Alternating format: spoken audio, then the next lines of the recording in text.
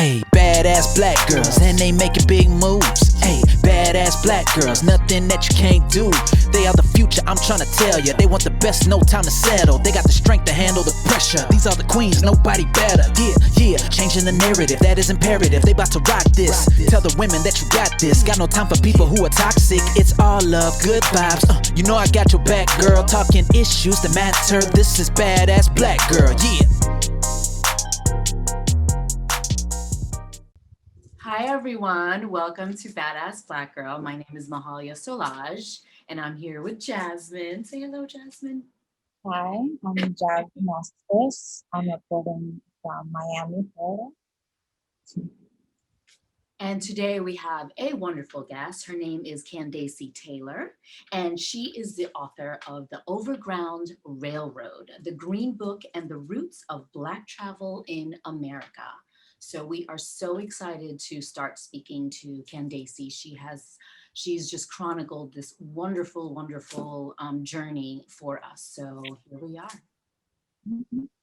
Thank you. I'm happy to be here.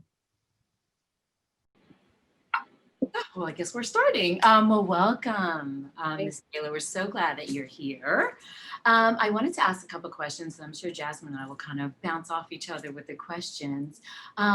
What a wonderful project. I mean, I think that's such a neat project that you've started. And the Green Book was like a mashup, you know, of places. And it was like the original Yelp review and Lonely Planet and TripAdvisor. So I think that was just really cool. So, I mean, I guess you could just start by tell us about your project and your book.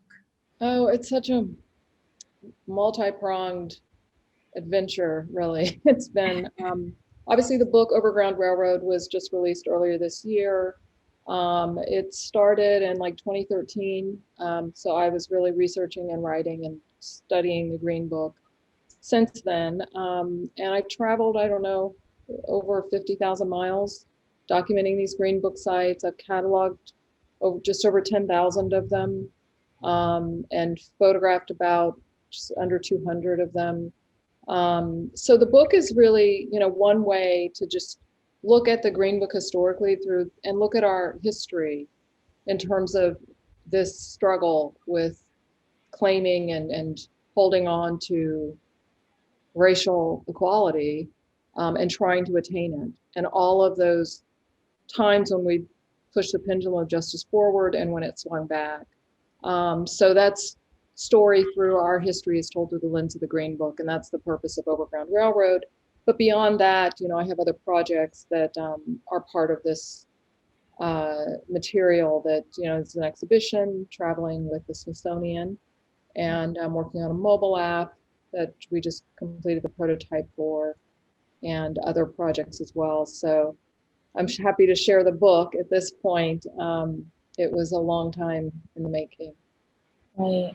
I guess what I had noticed recently, there was a kind of resurgence in the interest in the Green Book. I can think of some Lovecraft Country that show kind of circles around it, as well as obviously the film. Why do you think that kind of resurgence in interest has happened over the past few years? Well, I think the thing about the Green Book, it's almost becoming a brand now. And in some ways I guess there's good and bad things about that, because things are conflated in terms of what it was versus what it represents to us as Black folks.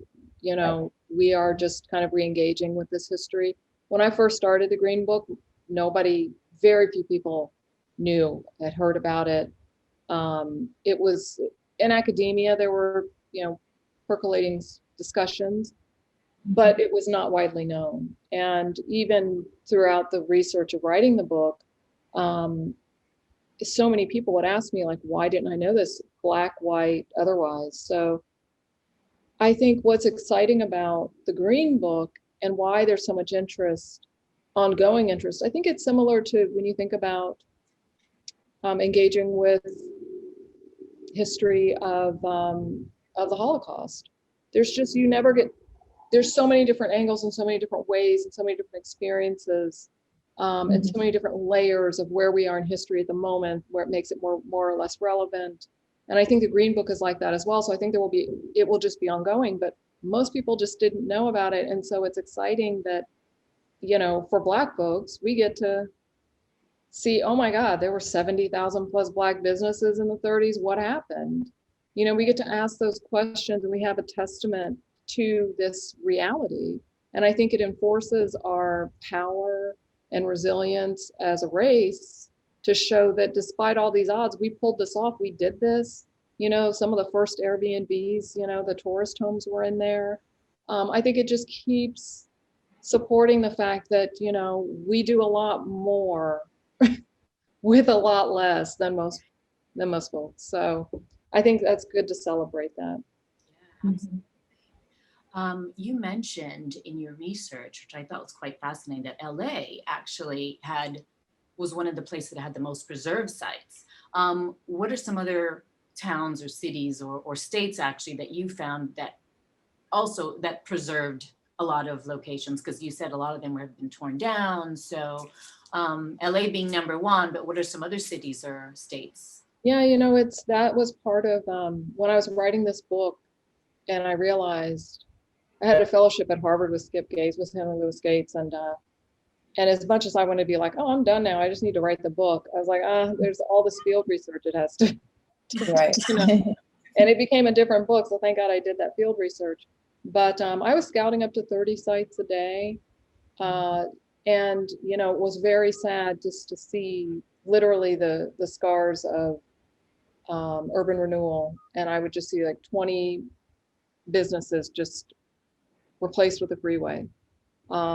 So, and then there's gentrification and the scars of mass incarceration and all of these government policies that really shape these communities. So there's so many reasons why most cities lost all their green book sites. I mean, Harlem, I live in Harlem, and there were over 450 green book sites in Harlem because Victor Green was from Harlem, the man who created it.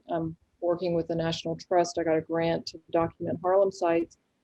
And you would think there would be more in Harlem, since there were 400, there were about 200, just over like 221 in Los Angeles. And they do have the most that are still operating and standing. But I found that less than 3% of the over 10,000 green book sites I've cataloged are actually still operating. So it's so rare to find even one in a city. So the fact that, LA has so many is really significant. But other places, it would really, that's what the purpose of the mobile app is, to really show you how we can, even through AR, through augmented reality, see what was there, even though it's gone today. Because in Harlem, there's a ton of, I would say Harlem will be the second number of existing sites. And then you get to see Victor Green's office, you can't go inside, but see where it was. And there's a liquor store and a bank.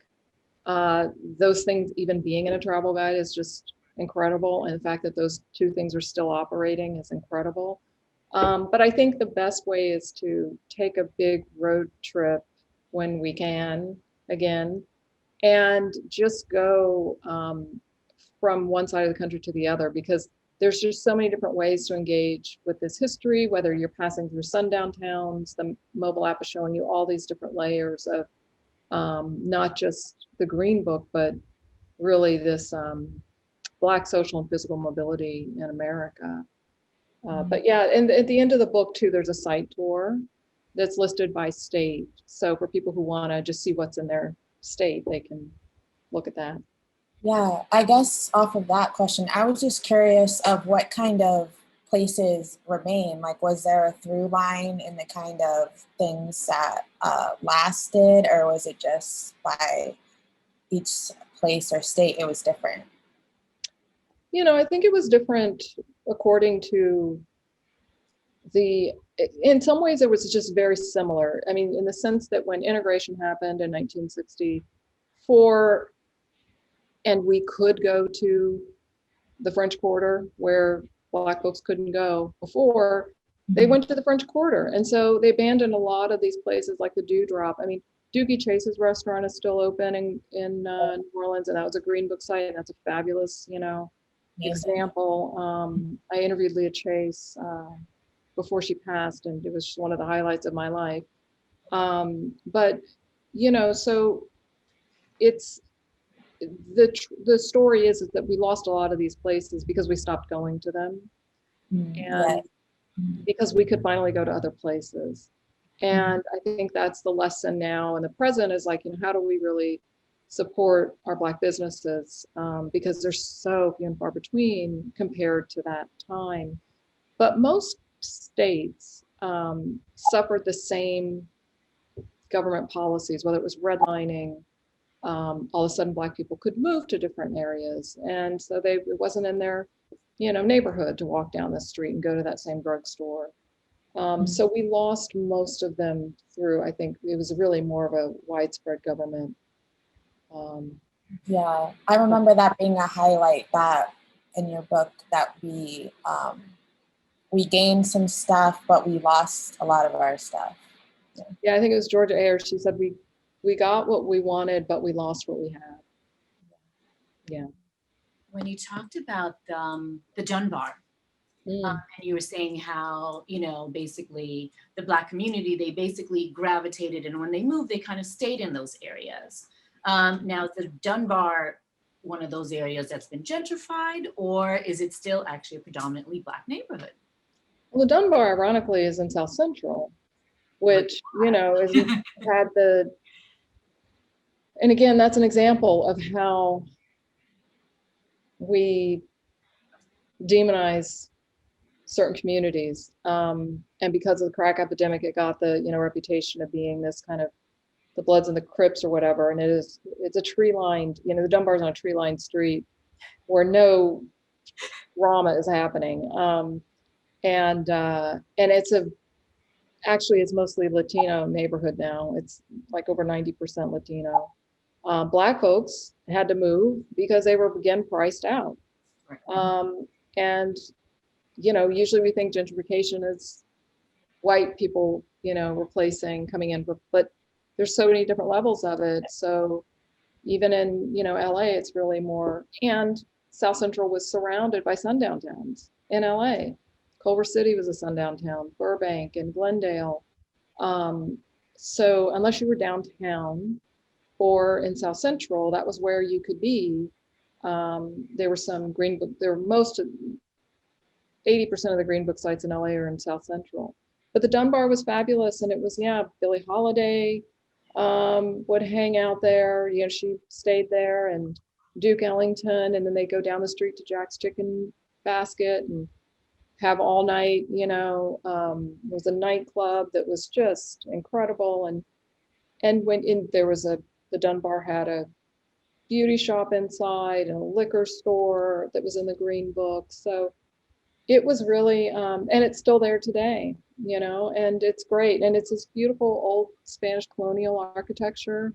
There's a big atrium inside. And again, when people hear South Central, they think of South Central, they would never believe that, the Dunbar was there. So I hope that we start, that's not to say that some of these communities were essentially war zones, that I went to. And I went to the south side of Chicago where 53 people had been shot that weekend, in one weekend that I was in, and I love Chicago. I've been there probably 20 times, but I hadn't been to that part of Chicago where I saw that level of violence, and it was just incredibly difficult. And also Miami, where the Hampton House is.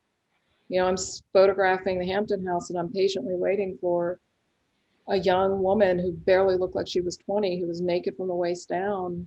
I thought maybe she'd been assaulted or something had happened, and she was simply a prostitute working.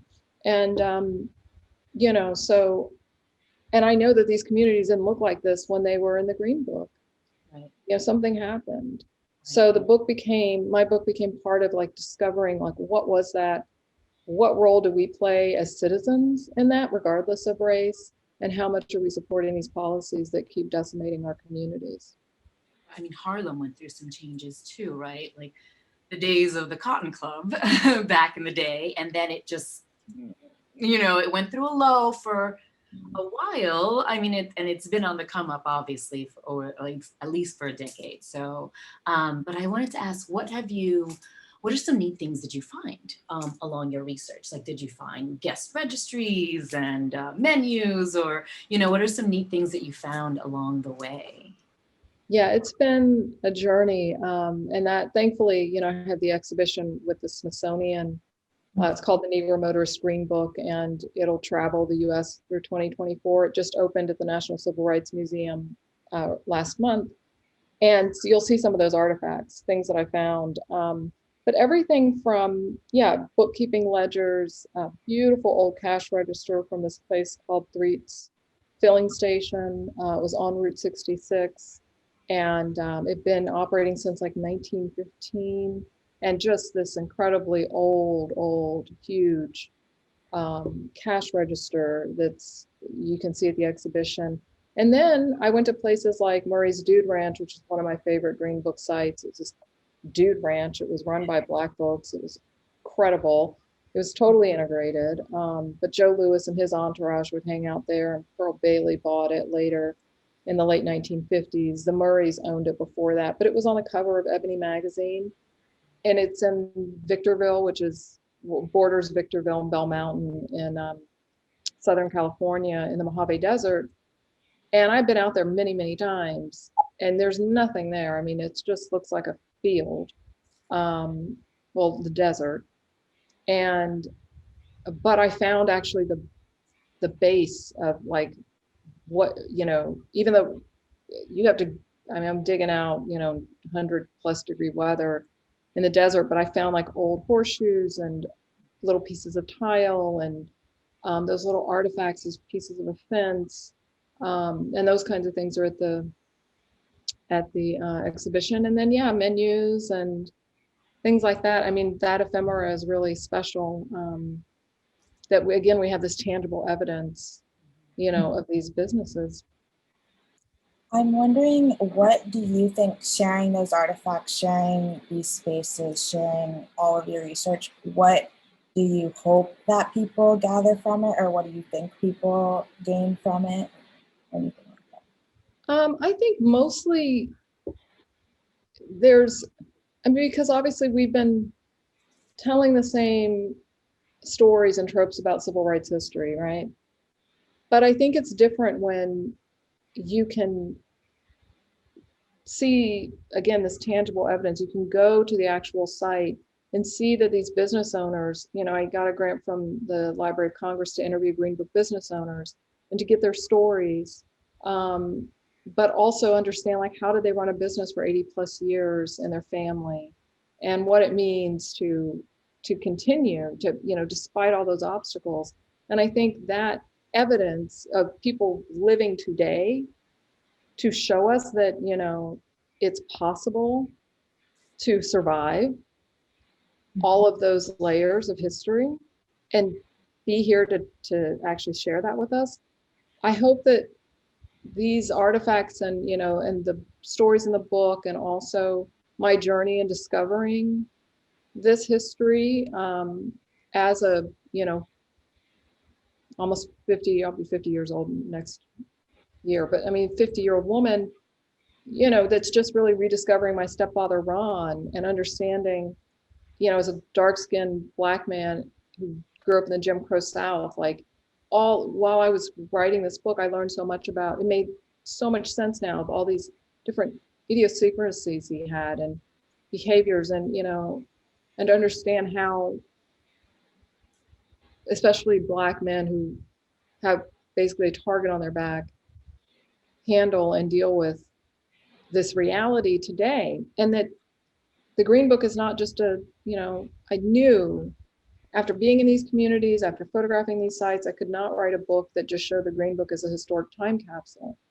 Because we have a pattern of looking back, especially at civil rights history, and putting it in a different category, and realizing, that all of these systems of oppression keep revealing themselves with a different, maybe, facade, but it's the same thing.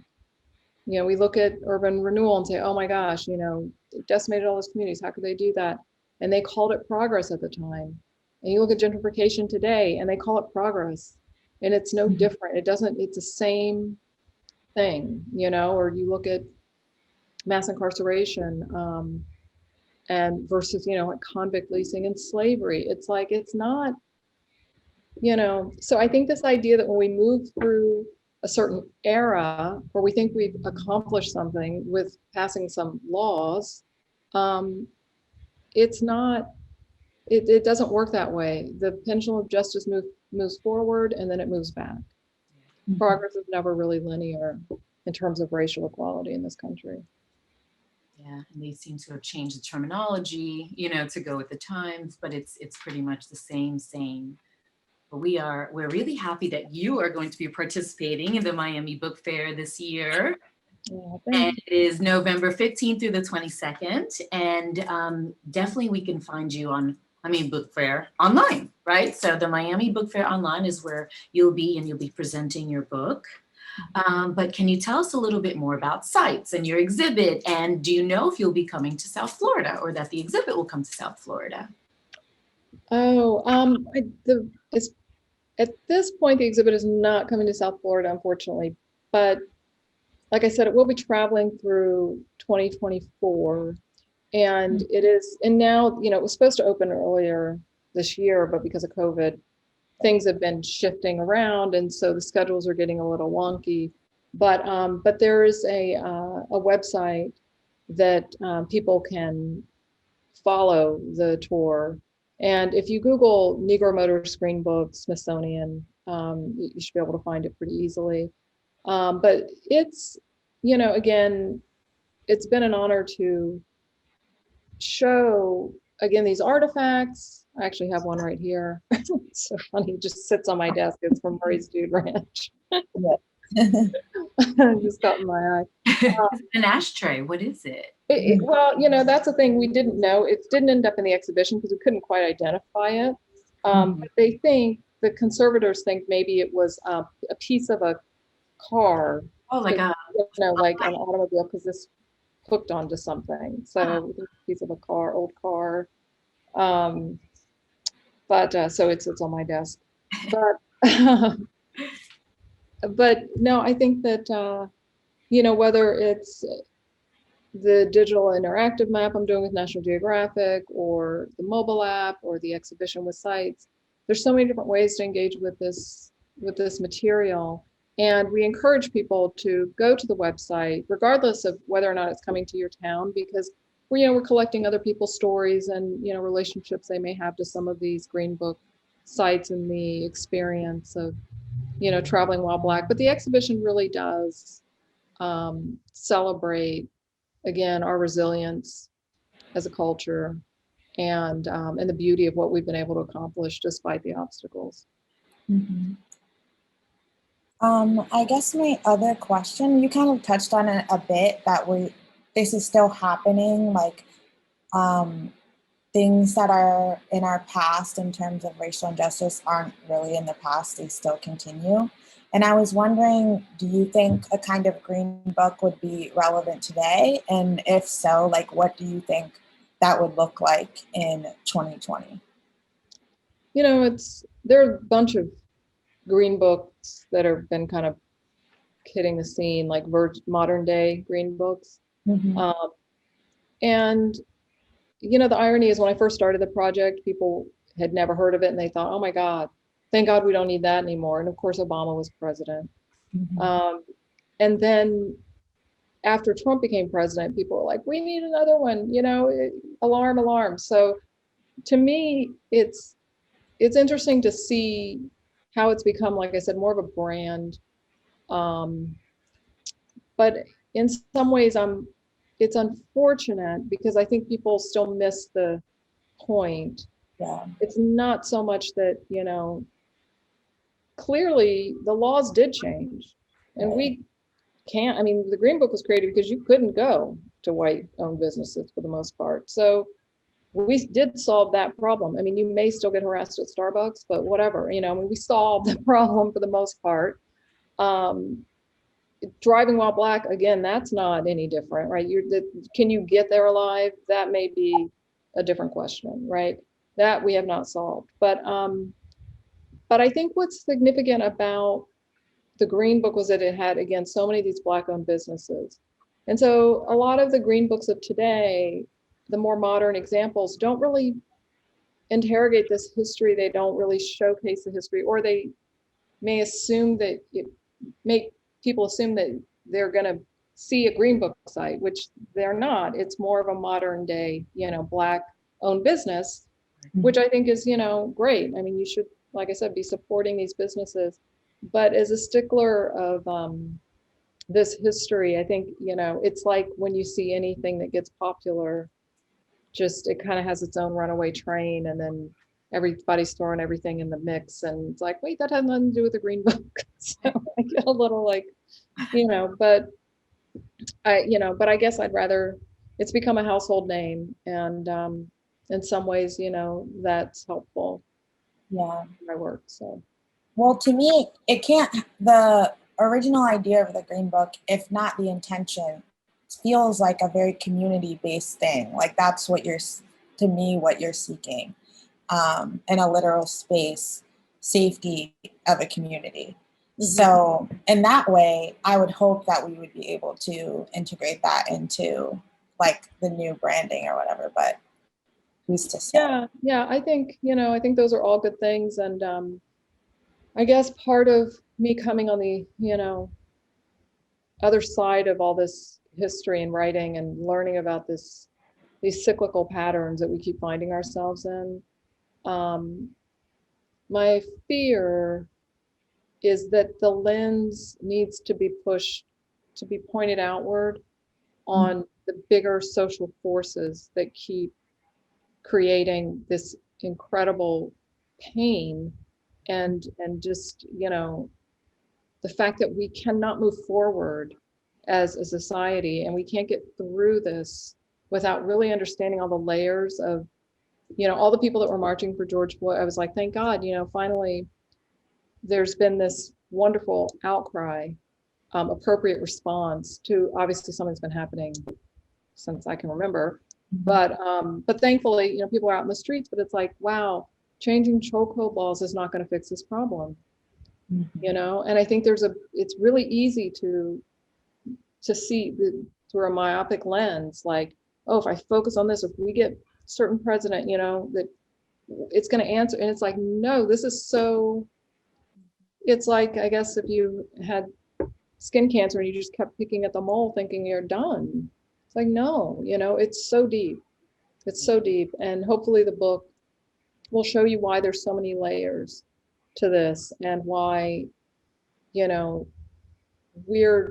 it's not going to be resolved in our lifetime. If at best we can even get to a point where we can even understand the problem. I don't even think you can't fix a problem you don't truly understand. And I think that we're in a really great moment in history right now. It's very exciting, I think, to be alive now, even though sometimes, it may be hard or stressful, but it's a really important moment. And I think, we do have an opportunity to start even changing the course to lead us down a path that's going to be more profitable in terms of getting what we want.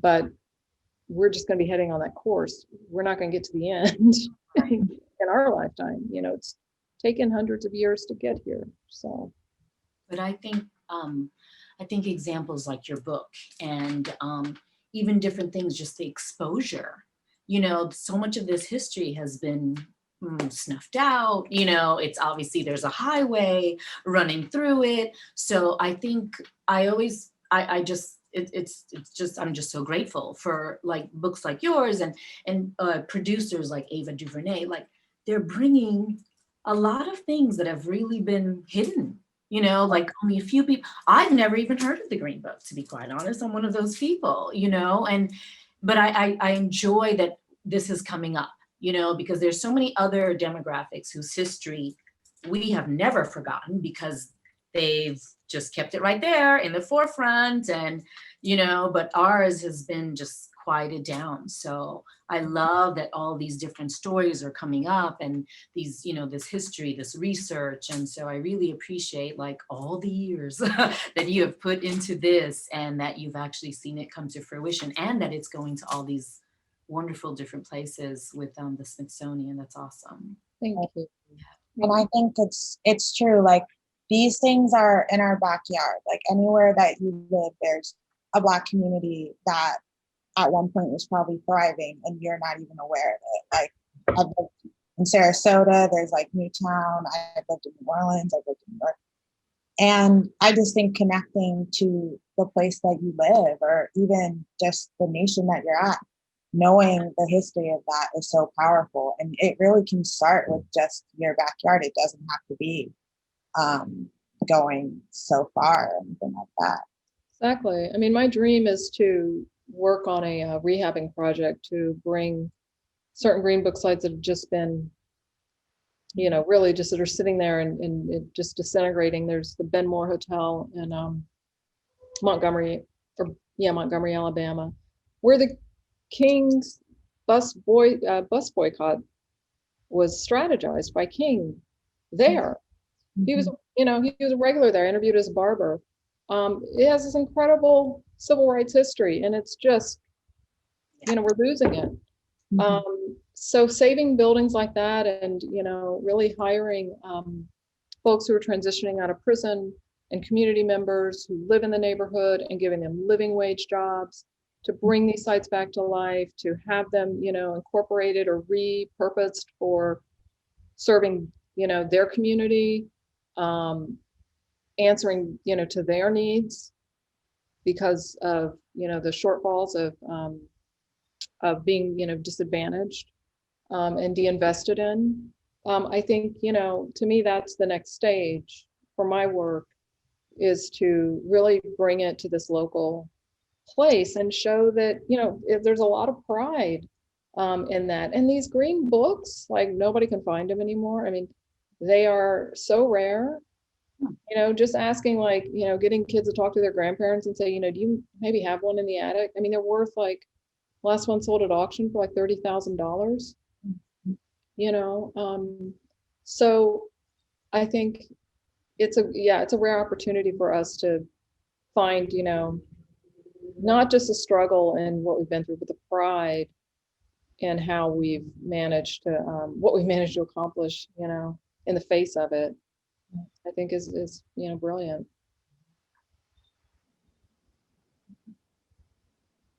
Yeah, I definitely think that we always get the one-sided history, right? The slavery, the this, but they never talk about the wonderful musicians, the doctors, the more accomplished people that were also in that time, so it's always, so it's nice to see the other side. We did have famous people and people of, just higher ranking that did have to go through the different places and different towns, and they were still in danger, even though they were, highly educated, just like, I guess the movie, obviously, Green Book, and, 12 Years a Slave, there's so many of these where these, so many people were, they weren't living as slaves, they were just dehumanized in this kind of society, so, and kind of still are, so, yeah. Yeah, no, we are definitely, I mean, you're looking at a travel guide, and the idea of travel in and of itself is leisure, right? I mean, you have to have some kind of privilege to be able to travel, but all different kinds of people use the Green Book too. Obviously, those who were famous musicians, there were, but there were also, at the second wave of the Great Migration was going on during the height of the Green Book. So about 1.5 million Black folks were leaving the South, fleeing racial terror. They didn't have money or means, but they used the Green Book because there were tourist homes in it, which again was like these, almost like these Airbnbs where these mostly widowed women. Sorry, I live in Harlem. Most of these women who are, the streets are exploding with noise right now, who ran these businesses. So there's a whole chapter in the book on, women in the Green Book and the entrepreneurship of these small, businesses that were run by women, whether they were beauty salons or the YWCAs or traveling as a Black woman at that time was a whole different situation, especially if you were single. So I think, again, we have a certain idea of what it must have been like, regardless of race, what it meant to travel at that time. But the fact that you can flip through the Schomburg has digitized the Green Book. So if you Google NYPL Green Book, you can see there were articles and, on the different cities. And it really gives you a glimpse into, this rich tapestry of history that none of us, regardless of race, have had access to. So they're beautiful and they're special. And so I'm thankful that, again, I think all these different stories can come from this material. And clearly, I have 5 different projects going on right now, and I don't know when this will ever be out of my life, but there's too much to do. On a completely random note, just before we close it off, you use a lot of different mediums. What do you like to shoot with your camera? What are some things that you find fascinating to shoot? Well, I've been an artist all my life, and my undergrad degrees in painting and drawing. I was a scenic painter for film and television before I went to grad school, and then I picked up the camera for my first book, Counterculture, which was on the American diner waitress, these women who were working in diners after the age of 50 and have been essentially lifers. So for me, the medium, it's really the subject that determines the medium for me. And so now I'm working on this mapping project with National Geographic. So all of a sudden now I'm studying, cartography and figuring out how to deal with GIS mapping, and I have a background in digital art, so I can work my way around Illustrator and in Photoshop. I'm in Photoshop all the time and InDesign. So, but again, I think it's really it's a story that you want to tell in the way that it's going to be most accessible. And writing is the hardest thing I do. And I told my agent, I'm done writing. Like, I'm not going to write any more books. She's like, you said that last time. I'm like, no, I really mean it this time. It's too hard. And I guess because I'm a visual, it's a different part of my brain that I use, I guess, and I'm glad that I did get to photograph these sites and I got to use that as a medium. I shoot with a DSLR Canon, but getting these images to look a little less on the nose and a little more, not ethereal, but kind of this elusive quality that they have with the clarity. It's not blurred, but it's not quite hyper real either. So it took a lot of time to get that. And it's a very minor thing. When you look at the images, you may not, but it took a long time for me to understand how I'm going to present this material. So it doesn't look sepia toned or like it's nostalgia. I didn't want it in black and white. I wanted it to be color because these images are, buildings today. But thankfully, I came to a subtle kind of treatment that I use to give them that kind of slightly otherworldly look, but also real and not just like I just stood outside and took a picture of a building with my iPhone. So, but I'm happy that Abrams was my publisher, because I was a little worried when I first signed with them, because I thought they're going to make a pretty art book, because that's what they do, and I need this material to be taken seriously. And so my first meeting with them, I thought, I really don't. It has to be this certain trim size. I had all these stipulations, and I'm shocked that they were like, okay. So, it has to be this. I had all these I worked very closely with the designers. Thankfully, they let me, and I fought for the full bleeds for the Green Book pages, so you feel like you're in the Green Book. All the Technicolor postcards with my images that were color, with the images that are Green Book that are colored, and then the black and white archival images. I was like, this could look like a mess. There's so many different kinds of things going on. and the brilliance of Abrams and the designers, really, Joe Newton and Gail Anderson were my, book designers. It all came together. And even when I was looking at the PDFs, the color PDFs, I thought, I don't know how this is really, until I had the book in my hand, it was still going to be a mystery as to if this would make sense as a visual, thing. And and I'm so critical, and I generally don't like my books, but I was like, wow, I really think this is great. They did a great job. And it's, even if people get sent the PDF, it's like, I still want them to have a real copy, because there's just something about it's a beautiful work that Abrams did. So beyond even all the history and all the writing. So Mhm. yeah. Well, thank you so much for joining us. We look forward to seeing you at the book fair, and you can learn more about Candacy's book and about other projects by visiting miamibookfaironline.org. She'll be available November 15th through 22nd. Oh, thank you. Thank Oh, and you. one more thing I want to let you know, there's going to be a children's book based on this book Amazing. for ages 9 to 12, and that'll be released next year. So keep an eye out for that. In the same lieu of this book. It's the exact same book, but for children. So we've just taken out discussions about mortgages and things they wouldn't understand, or have any context for. So it's essentially, it's just been edited for kids. And, there'll be some things that we added, and different images and photographs, but it'll be for ages 9 to 12, which I think is an important time when you're trying to figure out, who you are and how people judge you and you judge folks, so that will be out 2021. Yes. Thank you so much for your time. It was great meeting you. Thank you. I really appreciate the interview and the opportunity. Mhm. It was a great interview.